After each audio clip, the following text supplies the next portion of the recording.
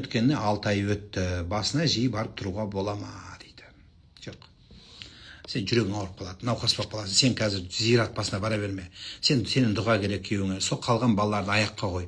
Күйеуіңнен қалған балаларға сен керексің жаным. Енді біреуің өліп, екеуің де өліп қалма енді. Зиратқа бара беріп, сен де ауруға өліп қалма. Балалар айлада қаңғыған біреуге қолына түсіп қалмасын жаным. Сен балаларға керексің. Әкесі жетім, жарты жетім, шешесі жетім, тұл жетім дейді. Сондықтан шешесі сен керексің жаным. Сен қалдың. Өзі қазақтың ақыл есі дұрыс еркегі мен кетейін, шешесіне сен қал дейді. Сен көр осы балалардың жақсылығын деп, солай қазақтың еркегі солай айтады. Қазақтың ақсақалы солай тілеген, кемпірім алдына кетейін деп. Сондықтан Құдай сол тілеуін берген екен. Мейлі жас кетіпті, басқа кетті, ол бөлек нәрсе. Бірақ сен керексің сол балаларға. Соны аяққа қой. Күйеуің саған риза болады, сол аяққа қойсаң. Сенің жылағаныңнан риза болмайды. Қайта-қайта Құран оқыта бергеніңнен емес. Сол балаларды аяққа қой. Сен беліңді бу, саған қарайта, олар бусаңсиды. Олар саған қарайта, олар егіледі. Сен қой. Сен қой жан. Сен керексің. Балаларға шеше керек, түсінесің ба? Сен де ырбиып күйеуге шығып кетіп жүрме, енді бағың ашылса көрерсің. Бірақ қазір сол балаларға шеше керек. Анау әке деген дінге құлады. Енді шеше деген дінге құлау керек пе енді? Құран бара береді, қабірдің басынан да былай да бара береді. Барып еңкілдеп жылап, қабірін құшақтап, ой зорлы неге кеттің деп. Бір әйелдің күйеуі қайтыс болған ғой. Қайтыс болса, үйден алып шығып кетіп баратса, әйелдің бәрі өкіріп жатса, әйел күледі дейді. Неге күліп жатсың, жынды болып қалдың ба десе, қуып кеттің ба десе, өмірімде бірінші рет күйеуімнің точно қайда кеткенін біліп жатырмын депті. Аға дейін анда кеттім, мында кеттім деп өтірік айтатын. Енді точно білем қайда кеткен деп. Сол сияқты күйеуің точно кетті бір жерге. Білесің сол жақта екенін. Бол, не қыласың қайта-қайта бара беріп. Енді оған дұға қыл. Дұғаң керек сенің. Қабір басына барғаннан сен бәрібір ол жерде әулие болып кетпейсің қабірдің басынан. Үйде балаларына ие бол, әулиеліктің жолын айттым ғой мен саған. Балаларға ие бол, балаларға жақсы тәрбие бер. Әкесі тәрбие деген еңбек істеп сотқа әперу емес. Сен керексің, айналайын.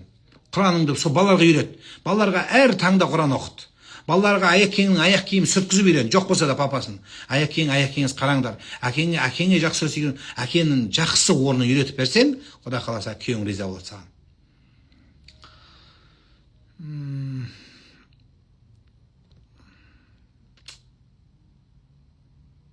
Әкем қайтыс болды, қандай дұға оқимын бейсенбі күні айтсаңыз. Сейсенбі күні оқымайсың ба? Тек қана бейсенбі күні оқу керек па сонда? Бізде вообще бейсенбінің дұғасы жоқ. Біздің дұға оқып, жұма күні ше, жұманың дұғасы, воскресенье күні воскресеньенің дұғасы, или воскресенье дұғасы жоқ па? А понедельник ше? Сонда четверіктен басқа Құран оқымайсың ба не? Папаң недостоин, что ли, среда күні Құран оқуға? Папаң суббота күні бата қылуға лайықты емес па не? Түстен кейін бата қылса лайықты емес па? Түнде оянып кетіп дұға қылуға мұқтаж емес па? Қой жан, олай жасама.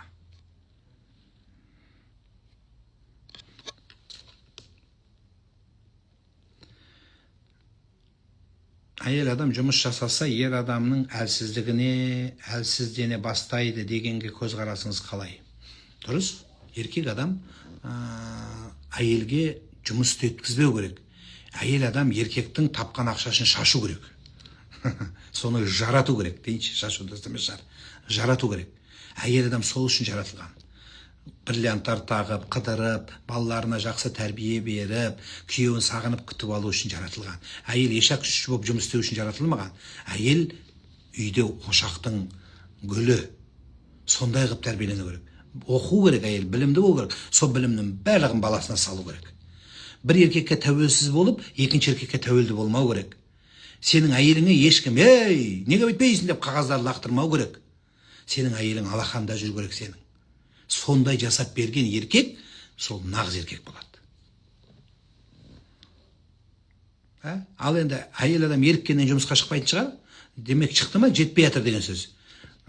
Сол үшін әйелдің данасы енді күйеуін баспайды.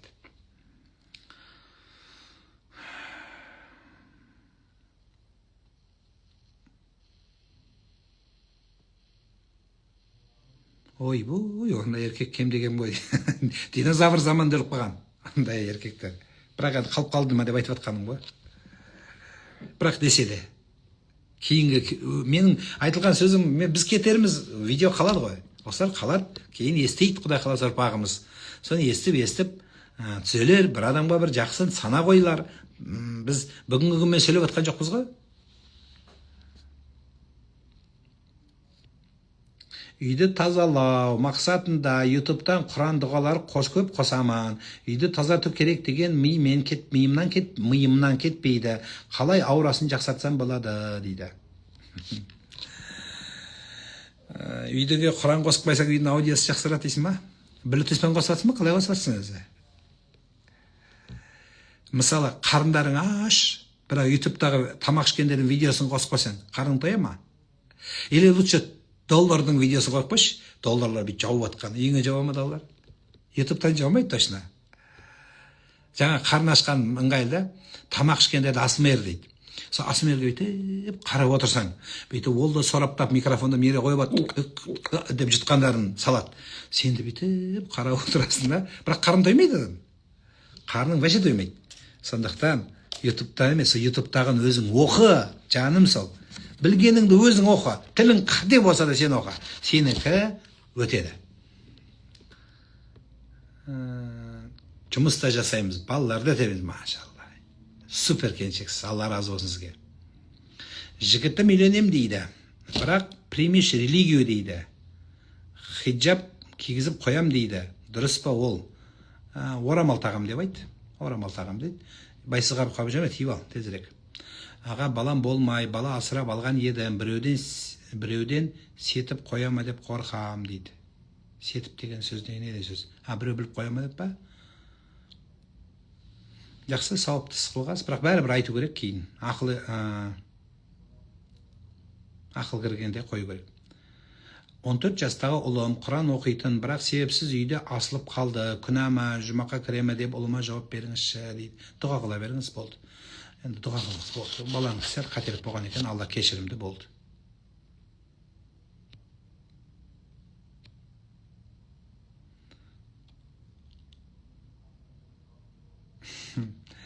Жоқ аға, бар, менің жолдасым сондай жұмыс жасама, үйде отыруға қиын ба деп ала берші дейді. Түсінбедім. Күйеуім қатты ауырып жатыр, дәрігерлер тек Құдайдың қолында дейді, не істесе болады? Енді дәрігер айтып тұр сізге, Құдайдың қолында деп тұр. Мен де айтып тұрмын, Құдайдың қолында.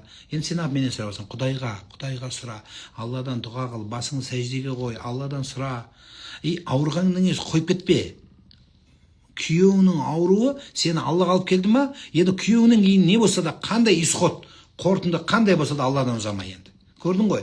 Ва илайхи туржаун, барлығың маған қайтасыңдар дейді Алла. Сондықтан сол.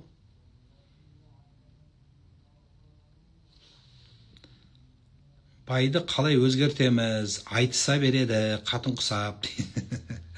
Үйде екі қатын бар. Енді сен еркек боласың онда. Ол қатын болса сен еркек боласың. Ереже сол. А то сені қатын, ол қатын лесбиянка болып қаласың сен. Сол үшін лесбиянка болып қалмас үшін сен еркек болу керексің кішкене. Сонда пол дұрыс болады.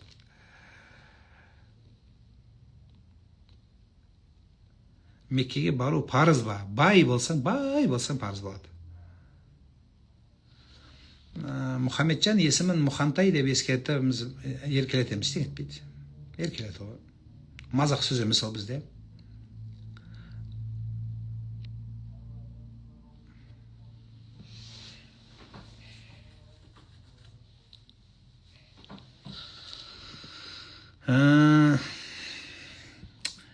Меня заблокировали мои подруги. Они не рады мне, что мне делать, никто не рады мне, даже родители.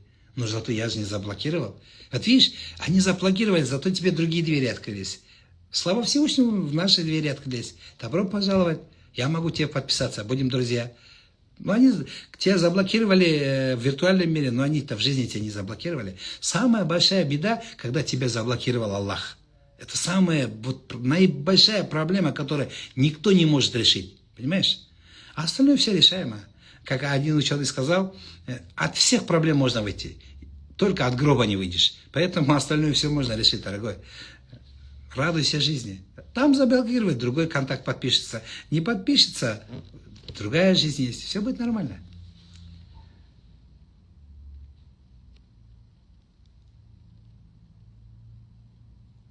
Қарыз намазды Меккеге әлі харамда оқысақ құтыла ма дейді. Меккеде оқу керек деген жер жоқ қой. Сонда оқымай Меккеге барғанда оқи салам мен. Ты че мен? Сауабы 100 мың ба? 500 мың сауап бар ғой енді. Мен 500 мыңнан так көбейтеміз, калькуляторға басасың. Қалай болады? Болмайды ғой. Қарыз намазы елде оқисың.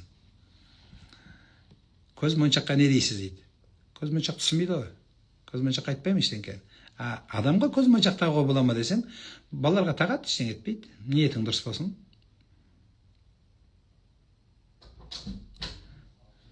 Келіңіз.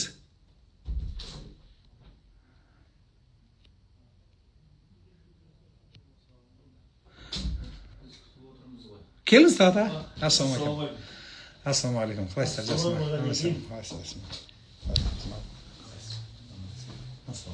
Қалайсыздар ағайын? Жақсы ма? Жақсы.